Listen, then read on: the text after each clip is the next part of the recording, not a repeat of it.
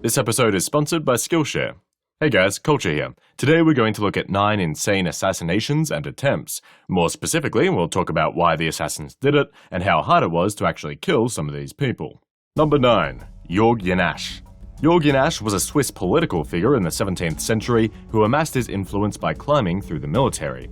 As a deep devotee of his fatherland, Jorg was known to commit more than a few murders to maintain his pride and further his own ends. Of course, back then, people were dying left, right, and center, so no one really cared that much. However, his actions soon became more radical, joining a secret alliance known as the Kettenbund to expel the enemy from his homeland and take power. Unsurprisingly, Jorg soon became the target of an assassination attempt himself. Earlier in the war, he had taken part in the assassination of Pompeius von Planta, the head of the rival party, which involved hacking him to death with an axe. In an act of karmic retribution, Rudolf von Planta, Pompeius' son, decided that Jorg should meet his maker at the end of an axe as well. Even crazier though, Rudolf dressed up as a bear to commit the murder. Now, in fairness, it was carnival at the time, so seeing someone in a bear costume wasn't completely absurd, but seeing someone get killed by a maniacal axe-wielding bear certainly raised some eyebrows and inspired many plays about the event in the following decades.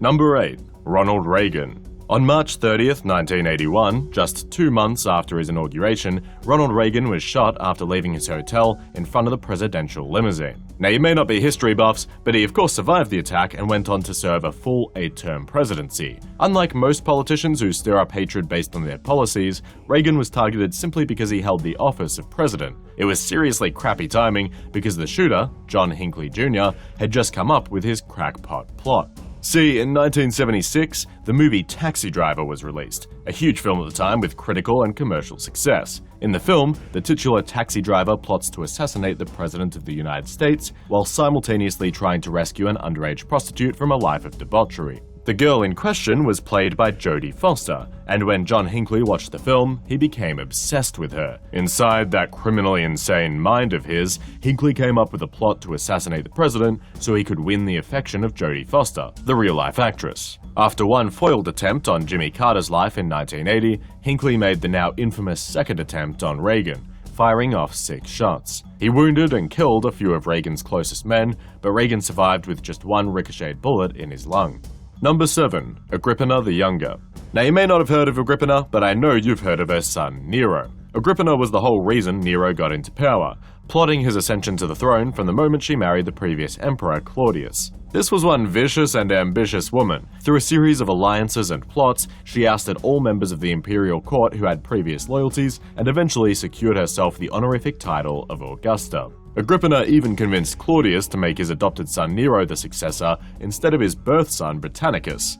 Wow. Weirdly, there are no modern movies about her despite her massive influence and female domination. Any producers out there should find someone to script this one out ASAP. As much as Agrippana did for Nero, he wasn't all that grateful. When Claudius died, some sources say poisoned by Agrippana herself, Agrippana at first had de facto control of Rome, sitting by her son's side and making his decisions, not unlike Cersei in Game of Thrones. However, when Nero started having an affair, the rift between mother and son opened up. Nero had Agrippana removed from the court, but her previous power was too great, and she still wielded a lot of influence through her contacts. The only option was obvious. Nero had to have his mother killed. Now, there are a lot of fantastical tales about how this exactly happened, but the most prevalent says that Nero had a special ship constructed, whose bottom would open up while at sea. Agrippana was plunged into the water, but managed to swim back to shore. There, she met an assassin sent by Nero who stabbed her, finally killing her. Her reported last words were, "Smite my womb," begging the assassin to stab her first where her demon-spawned son had come from.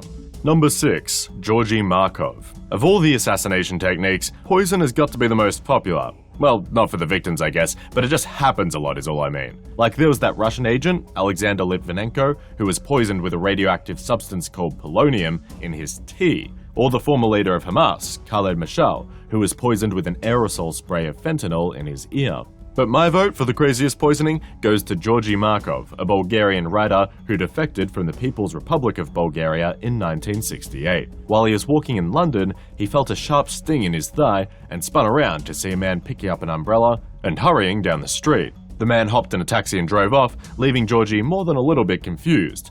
At first, the sight of the sting hurt a bit, but no more than a bug bite. He went about his day, but in the evening began to feel feverish and was admitted to hospital. Georgie died a few days later, even with doctors diagnosing the issue: ricin poisoning. For those of you who don't know, ricin is one of the most toxic compounds in existence and is a significant biological warfare agent. Later investigations deduced that Georgie had been attacked by an assailant with an umbrella gun that shot a ricin pellet into his leg. That's some top-level spy stuff right there. Number 5. Louis XV. Louis XV wasn't exactly the most popular king of France. Though he was originally beloved by all, by the end of his reign he had introduced taxes which angered the peasants and nobles alike, and also flaunted his lecherous misdeeds in front of the masses. So poor was his reputation that it set up the French Revolution and the fall of the monarchy. It's no surprise then that he had a number of assassination attempts made on his life. Not all of them were that clever though. One guy called Robert Francois Damiens got super ballsy and just rushed at Louis, pushing past the king's guard. With a penknife, the assassin stabbed Louis before he was tackled to the ground. Issue was, Louis was dressed for winter, and the penknife was so small it barely penetrated Louis's thick coats, only digging half an inch deep into his skin. The attack failed, but it was enough to make Louis think he was going to die, so he called for his wife and confessed that he'd been sleeping around on her. This adultery just added to the reasons that people hated him, and by the time he died of smallpox at the age of 64, he was hated by his people. Number 4. Andrew Jackson.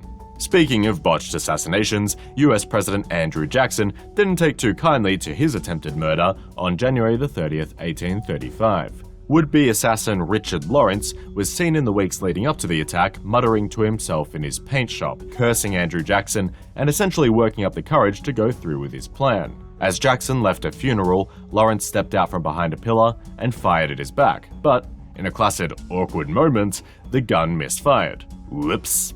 That's okay, Lawrence fired with his second backup pistol too, which also misfired. Jackson, by now all too aware of Lawrence's intentions, turned around and beat him into submission with his cane. Lawrence was found not guilty by reason of insanity and spent the rest of his life bouncing between mental asylums. I mean, seriously guys, if you're gonna do something then do it right. And that starts by using Skillshare, our sponsor for this episode. Skillshare is an online learning community where you'll find classes covering everything from animation to writing to photography. If you want to pick up a creative hobby, start your own business, or discover yourself, then Skillshare is the place to do exactly that. They don't have any classes on assassinations, yet, but for everything else, Skillshare is a great way to pick up the basics and get started on the right track. There's a great class called Filmmaking for All, Tell Your Story Through Video, taught by Dan Mace, which really gets you thinking about how to craft a personal story in a visual form. And that's not just philosophical either. Dan really gets into the practical side of shooting and editing your video together too. If you want to join a community of like-minded, creative people, then seriously, check out the link in the description of this video. The first 1,000 people to click the link will get a free trial of Skillshare so you can cruise the classes and see what suits you. Give it a go. Number 3. Alexander II. The assassins in this one were far more prepared than our last two entries. Alexander II was the Tsar of Russia, mostly loved by his people. He liberated the serfs, promoted education, and generally took a peaceful approach to foreign affairs. But of course, having that much power is sure to bring a few attempts on your life. After many botched assassinations, Alexander finally fell in 1881 to a bomb plot while visiting a military academy for roll call. As he traveled in his bulletproof carriage, a gift from the French emperor, a member of the People's Will movement threw a bomb underneath the horses. The explosion killed the driver and horses, but the Tsar remained safe. As he emerged from the carriage, however, a second assailant threw yet another bomb at the Tsar. This time he wasn't so lucky. His legs were blown off, stomach ripped open, and his face mutilated. He died that afternoon, and unfortunately as a consequence, the police force of Russia became brutal in the following years. It was also found out later that a third bomber was in the crowd just in case Alexander survived yet again. They may be treacherous bastards, but at least they're prepared treacherous bastards. Number 2. Edward II. Before we go too far into this one, I will admit there's a little bit of hearsay involved. The method of Edward II's death is mostly refuted by modern historians, but for centuries the tale was passed down and was fully believed. So I feel it deserves a place here if for no other reason than that. Edward II, like most monarchs, liked to abuse his position to take certain liberties which the common folk never could. In his case, Edward was a fan of both men and women, despite anything other than heterosexuality being banned by the Catholic Church. One of his male partners, Hugh le Despencer, had used his position as the king's right-hand man to accrue a significant amount of power. This partnership didn't exactly go down well with the citizens or with the other nobles, and Edward's wife, Isabella, was the first one to take action against him. After a series of battles, Isabella had won, and Hugh was hanged, drawn, and quartered. Edward II was meant to be kept alive after being deposed on orders of the new king, his son Edward III, but under suspicious circumstances, he died in prison. The tale goes that he was assassinated on orders from Isabella, killed by inserting a red-hot fire poker into his anus, as a slight against his homosexual tendencies. Youch. Number 1. Fidel Castro. The big daddy of assassination attempts, Fidel Castro, the former president of Cuba, survived an estimated 638 efforts to take his life by the CIA. 638! That's like 10 attempts for every year he was in power. And those fellas down at the CIA sure could get creative when they wanted to. Castro loved two things most: cigars and scuba diving. As such, the CIA often attempted to smuggle poisoned and exploding cigars into Castro's possession to kill him, all of which were found out. On one occasion, a booby-trapped conch shell, which was painted brightly, was planted on the sea floor to draw Castro's attention and kill him, but again, they failed. How about that time they infected his scuba suit with bacteria that causes tuberculosis? Another failure.